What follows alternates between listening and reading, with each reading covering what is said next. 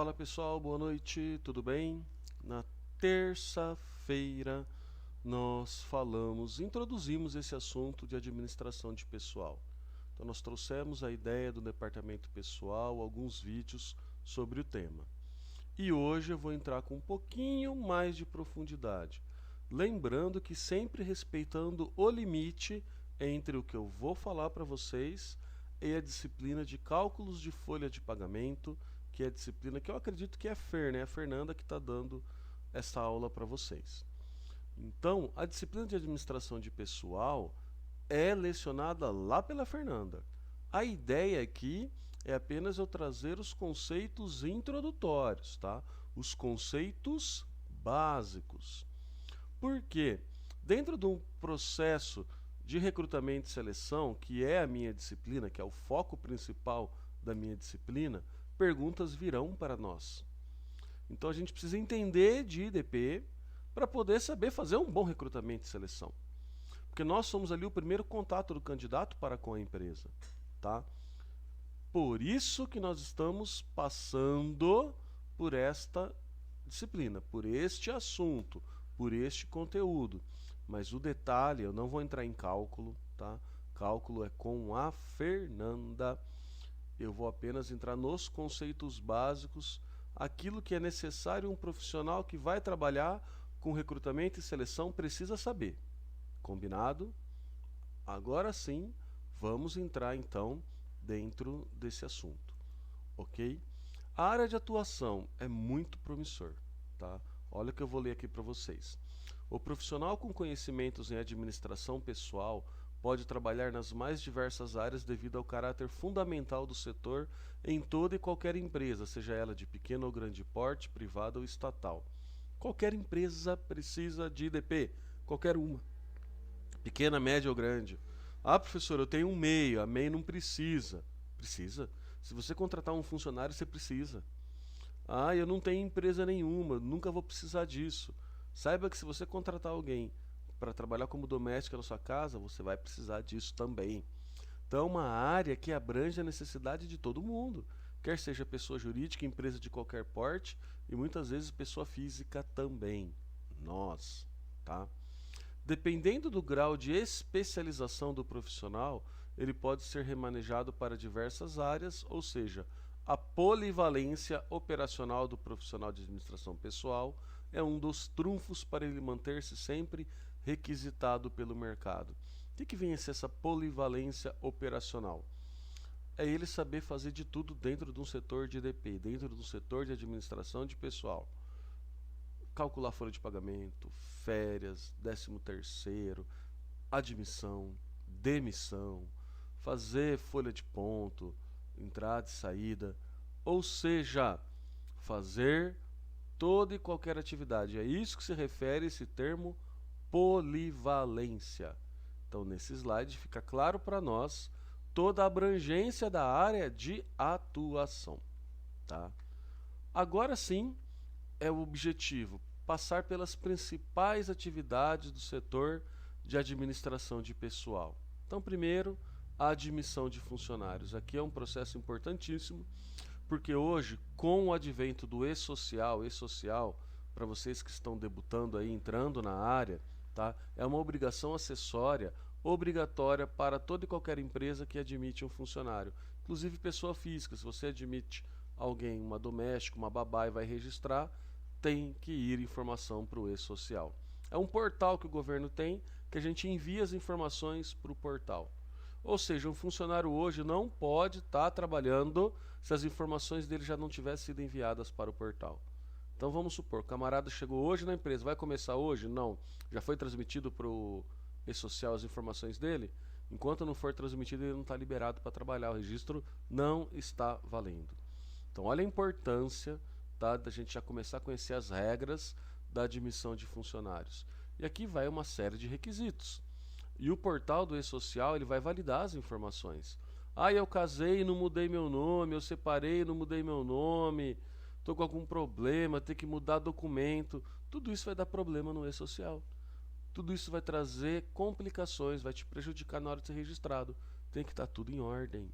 A nossa vida, os nossos documentos, Os nossos cadastros em todos os órgãos vão ter que estar em ordem, precisam estar em ordem, senão vai ter problema na hora da admissão, tá? E aqui é aquele processo básico, pegar a carteira de trabalho, fazer os registros necessários. Sabemos que os novos funcionários agora é carteira digital. Vocês têm na disciplina de vocês aí, todo com a Fernanda, tanto nesse semestre quanto no próximo, nós vamos ter aí, né, toda a etapa da admissão de funcionários. Então, fiquem tranquilos, vocês vão ver aí, aqui no curso de RH, essa etapa aí, um passo a passo, tá? Além de fazer a admissão de funcionários, aqui, ó, eu acho que é uma das principais atividades, é entregar a obrigação acessória. O que o governo entende como obrigação acessória? Aquilo que acessora a obrigação principal. O que é a obrigação principal? Recolher o tributo para o fisco. Então, quais são os tributos inerentes ao funcionário?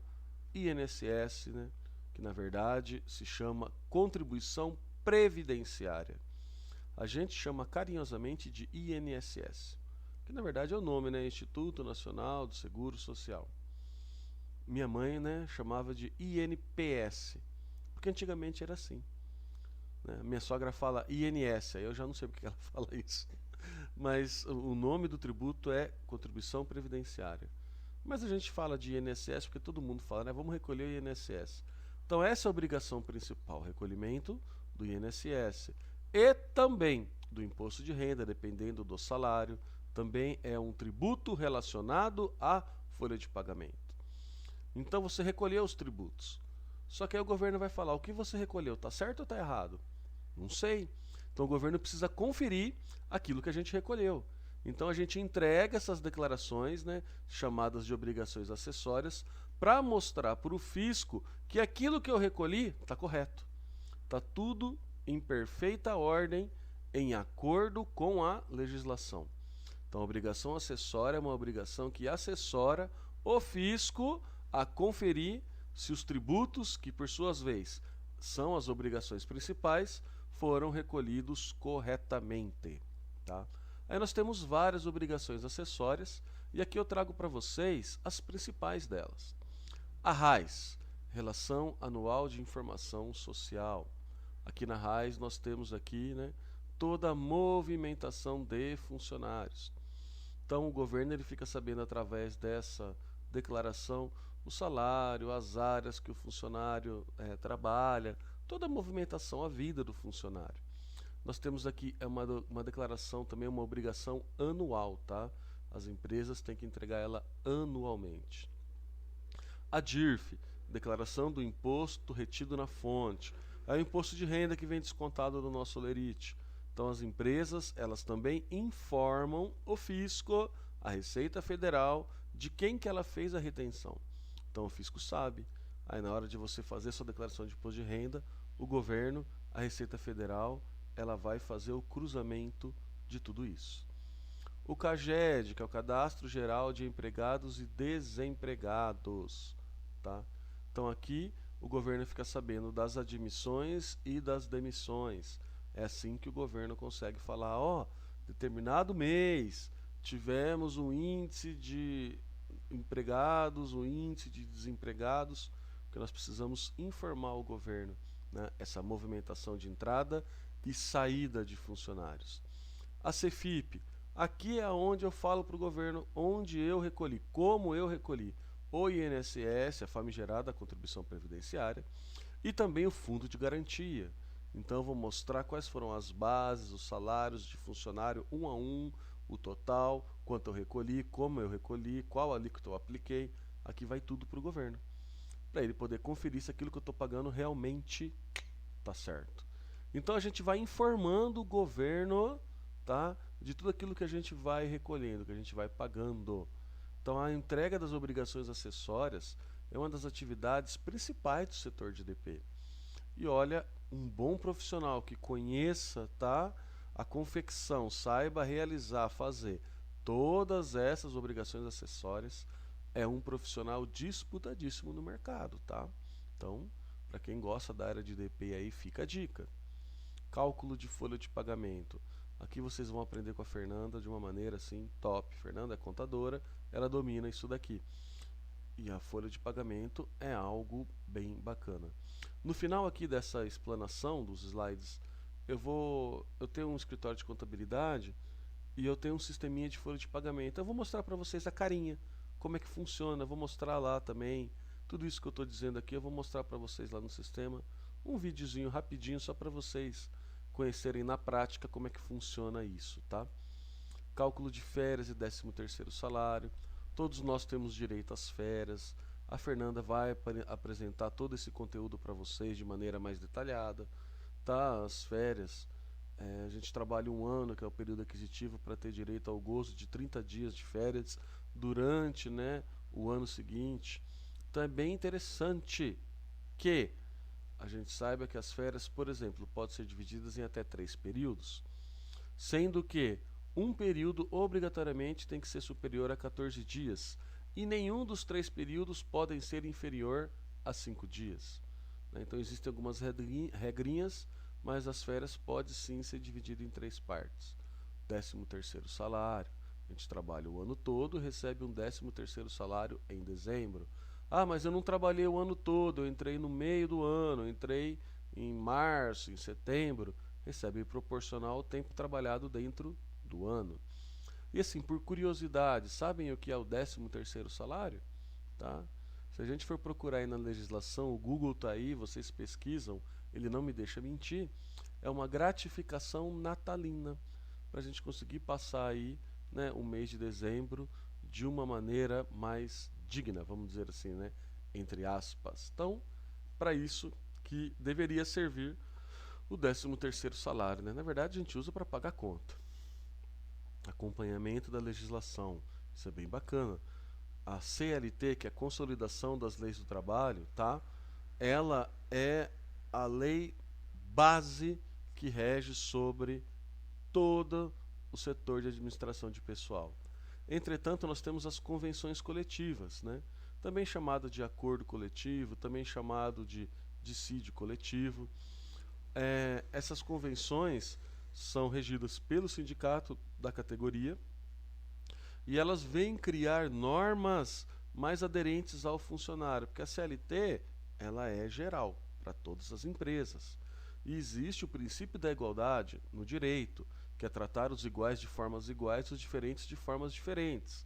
Então, em alguma situação, em algum aspecto, precisa dar um tratamento mais benéfico ao funcionário do que aquilo que está na CLT. Então é para isso que servem as convenções coletivas. Ela vem tratar, ela vem trazer normas, desde que sejam mais benéficas aos funcionários, e essas normas prevalecem à CLT.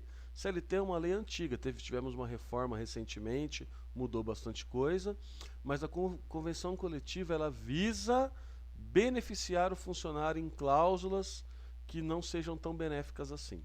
Por exemplo, a hora extra. A hora extra na CLT é 50% em dias normais e 100% em domingos e feriados.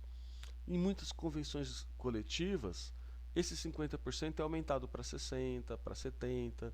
Então, o sindicato, ele pode trazer regras mais benéficas aos funcionários.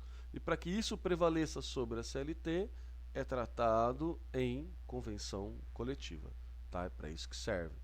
E olha que interessante, né? Tem que ter um acompanhamento aqui fantástico, porque isso muda bastante, né? De ramo para ramo, empresa para empresa. Então imagina, se você trabalha num supermercado, você tem o sindicato do supermercado, então você tem as convenções do supermercado. Não, você trabalha na indústria, então você vai ter um sindicato diferenciado, com uma convenção diferenciada. Não, eu trabalho na construção civil, é outro sindicato, é outra convenção. São regras totalmente diferentes, né? Então por isso que é necessário ter um acompanhamento de perto dessa legislação. E a rescisão dos funcionários, né? Esse é um momento difícil. Nós vamos trabalhar aqui a questão do desligamento, como fazer da melhor forma um desligamento humanizado. E tem a hora de calcular todos os direitos do funcionário. Aquilo pelo qual ele trabalhou, que ele tem direito, precisa ser pago. E isso tem que ser feito de uma maneira correta. E vocês aprenderão também lá com a Fernanda todas as modalidades de rescisão. Tá? rescisão por iniciativa do empregado, rescisão por iniciativa do empregador, rescisão por iniciativa de ambas as partes. Isso é uma novidade também da nova CLT que chegou nova aí para facilitar, né? E nós temos a rescisão por justa causa, rescisão sem justa causa. Então essas modalidades, né, na disciplina de cálculos de folha de pagamento, vocês vão aí entrar de cabeça nesses cálculos. É bem bacana. A gente precisa saber, né? Enquanto profissional de RH, um profissional que vai estar ali tendo o primeiro contato com o candidato dentro da empresa, precisa saber, né? Vai ter pergunta. Pagamento autônomo, muitas pessoas são contratadas para ir lá fazer um determinado trabalho uma vez só, contrata-se como autônomo, tem toda uma regra diferenciada dependendo do porte da empresa, também são atividades do DP, né? Entre outras. Aqui eu estou trazendo as principais, aquelas umas que a gente mais trabalha no dia a dia. Mas muitas atividades são realizadas dentro de um setor de departamento pessoal, tá? Essa é a ideia da videoaula de hoje. Essa é a ideia. Agora eu vou colocar aqui para vocês, na sequência, o vidinho, onde eu mostro aqui dentro do sistema que eu utilizo, um pouco do funcionamento disso na prática, tá? Aguarde.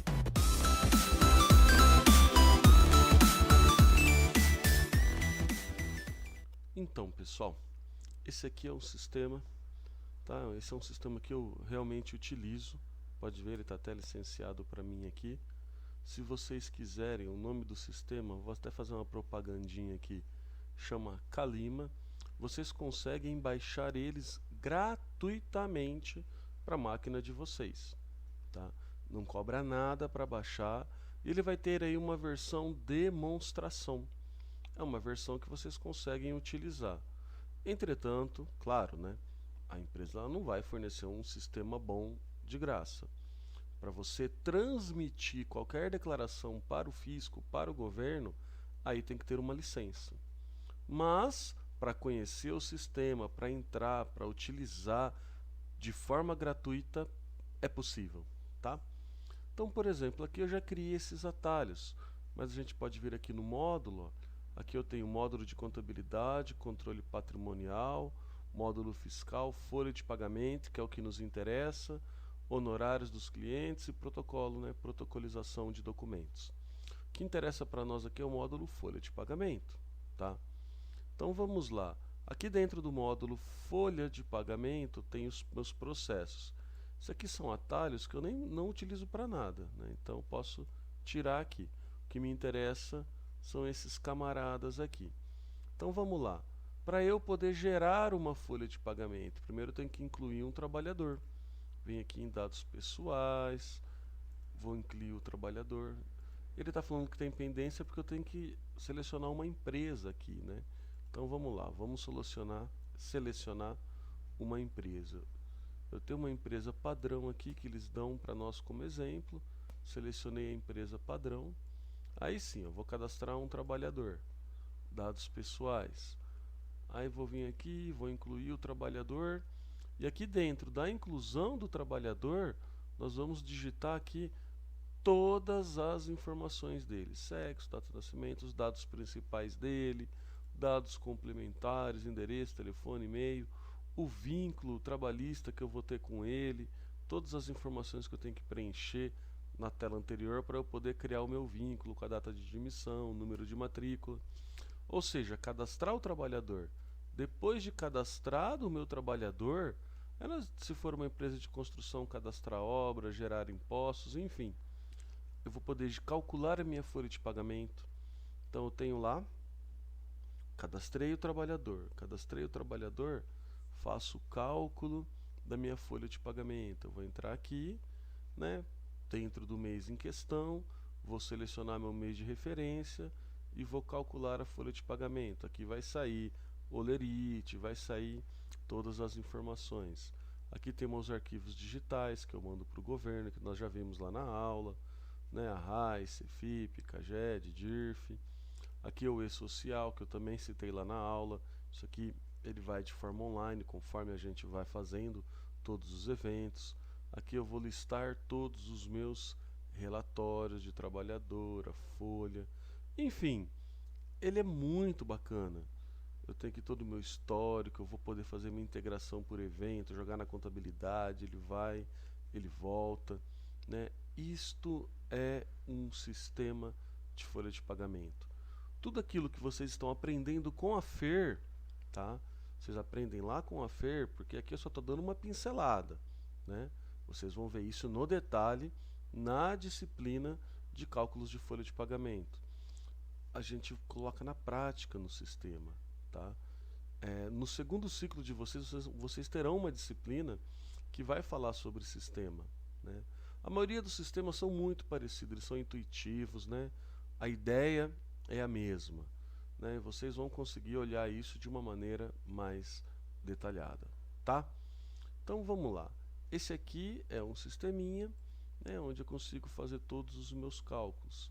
Aí aqui dentro do cálculo da folha de pagamento também eu vou sempre pedir para calcular férias do funcionário ou não, calcular as rescisões ou não, desligamentos, calcular aqui a parcela do 13º salário, enfim, né?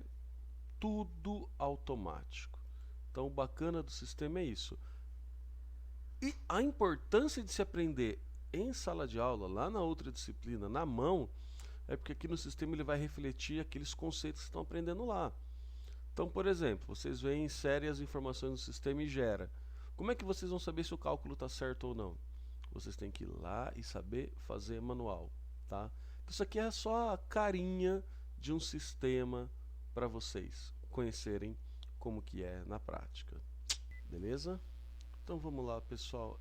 Essa é a ideia da aula de hoje, tá? Trazer para vocês aí um pouco mais do funcionamento de um setor de departamento pessoal, tá? Hoje não vou colocar nenhuma tarefa para vocês, sexta-feira, #sextou, tá? Mas aqueles que têm aí experiência, que já trabalharam em DP ou trabalham, já passaram, têm algum contato com esse setor, escreve aqui na postagem. Vamos fazer aqui um fórumzinho aqui, quero conhecer um pouco mais de vocês. Coloca aí, professor, já trabalhei nessa área, não trabalhei, fiz isso, não fiz isso, não conheço aquilo, só para eu ter uma ideia, né? Para a gente se conhecer um pouco mais, tá? Então estou esperando aqui no chat a postagem de vocês. Ah, não conheço, coloca também, é importante falar, não conheço nada da área, gosto da área, não gosto, né? Prefiro gestão de pessoas mesmo, RH propriamente dito, não gosto de DP, né? Comenta um pouquinho aí conosco, né? Vamos movimentar aqui essa postagem no Teams. A ideia é que vocês comentem aí no público, no público, para todo mundo poder ver, conversar, né? Vamos simular aqui uma sala de aula, já que a gente ainda não se conhece pessoalmente, né? Vamos nos conhecer aqui mais virtualmente, tá bom? Galera, espero que tenham gostado aí da nossa aula, tá? Tenham um ótimo final de semana. Um grande abraço a todos. Tchau, tchau.